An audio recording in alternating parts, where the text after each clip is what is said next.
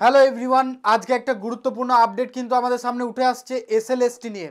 তাহলে আমরা দেখো প্রত্যেককে কিন্তু অধীর আগ্রহে অপেক্ষা করছিলাম রিভিউ পিটিশন নিয়ে। কি হতে চলেছে, কাদের ব্যাপারে? চাকরি হারা শিক্ষকদের ব্যাপারে।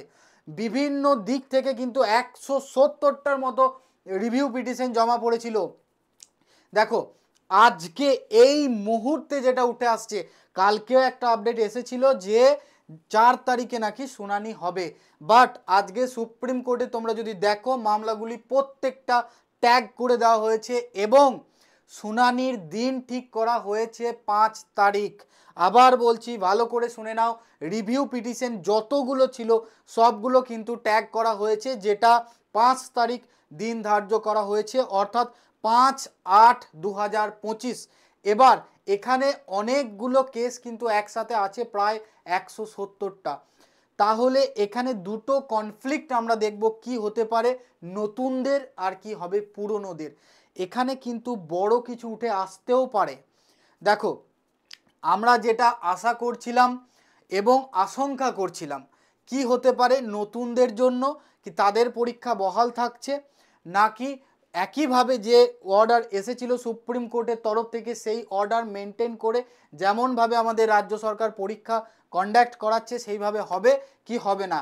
এর একটা বড় সিদ্ধান্ত কিন্তু উঠে আসবে 5 তারিখ। আবারও আমি বলছি, 5 তারিখের মধ্যে এই মামলাটা, 5 তারিখ একেবারে সুপ্রিম কোর্ট ডেডলাইন দিয়ে কিন্তু ডেট দিয়েছে।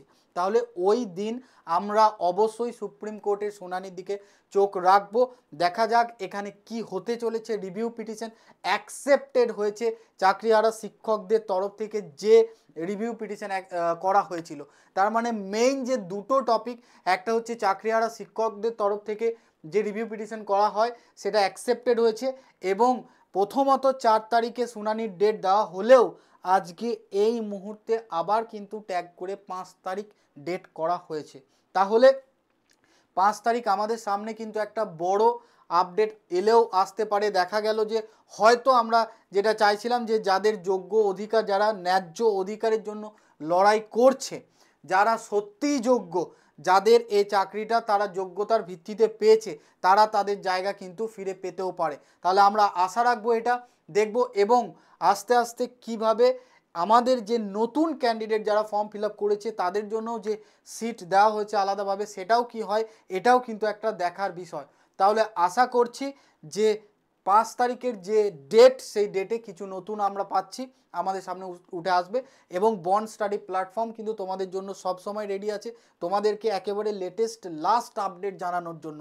তাহলে আমি সকলকে এটা বলবো যে আমাদের যে চ্যানেল, তারা যারা এখনও সাবস্ক্রাইব করে নাও তারা সাবস্ক্রাইব করে নাও, লাইক শেয়ার করবে, আর প্রথম খবর কিন্তু আমরা তোমাদেরকে জন্য একদম রেডি থাকি তোমাদের কাছে নিয়ে আসার জন্য। যেটুকু খবর আমাদের কাছে আসে আমরা তোমাদের জন্য নিয়ে আসবো।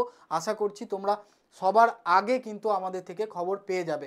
তাহলে যারা এসএলএসটি ক্যান্ডিডেট রয়েছে তারা তোমাদের মতামত জানাবে, এবং যারা চাকরিহারা শিক্ষক শিক্ষিকা রয়েছেন তারাও কিন্তু তাদের মতামত জানাবেন। কি হয় আমরা সকলেই কিন্তু দেখব এর নোটিশে কি বা যে জাজমেন্ট উঠে আসবে তাতে কি রায় আসে। তাহলে এটাই আজকে আমাদের যে আপডেট ছিল তোমাদের সামনে আমি নিয়ে এলাম।